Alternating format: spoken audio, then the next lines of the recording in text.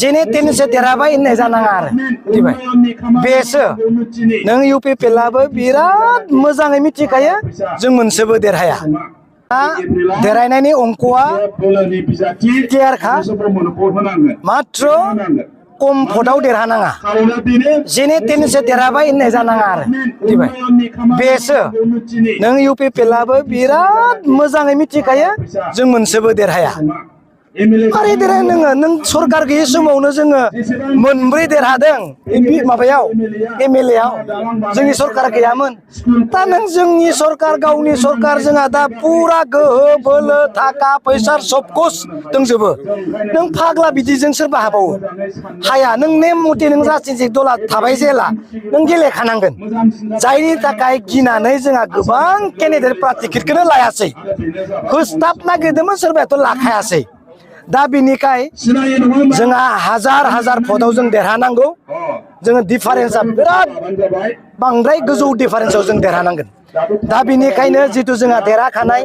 बेनिखाय आं सेंग्रा सिख्लाखौ खावलायदों रावबो सेंग्रा सिख्लाबा दिनै ओरैनो थानो नांला रावबो दिनै सेंग्रा सिख्लाया बेकाराव थानो नांला जायफोर दिनै माने जुगदान जायाखै BPFआव हाबाखै ओरैनो दङ बिथांमोनखौ BPFआव हाबनो थाखाय आं खावलायदों आरो BPFआव हाबनायनि दिना बारा गैला सानथामल'सै सानब्रैल'सै बे सानब्रैनि गेजेरावनो गुतै सेंग्रा सिख्लाफ्रा हाबजोबनांगोन नङाबा सारि बोसोर जुगदान आरो गैला थागोनबा थालाना नों खामानिसो मावनोसै दा बेनिखायनो सेंग्रा सिख्लाखौ आं खावलायदों जायफ्रा हाबनो गोसो रावखौबो नायनाङा रावखौबो गिनाङा कुनु रावखौबो नेनाङा BPFआव जेरै हायो एरै हाबनानै हाग्रामा मुलि सारदों थानानै खामानिखौ मावदो होननानै आं बुंदों अब्लासो सारि बोसोराव नों बन्सित जाना थानाय नङा बैयाव थादोंबाथ' नों बन्सितखा नों पार्टियाव फैबा माबा नङा माबा मोनसे मबा साइडजों नङा साइडजों नङा प्लास जाथारगोन नङा होमबा नोङो गासै सेंग्रा सिख्लाखौनो लाबोजोबनानै होजोबनो हागोन बेबो नङा खिन्थु बबेबा मोनसे साइडजों नोंहा प्लास जाथारगोन आरो बेखौ आं बुंदों बेनिखायनो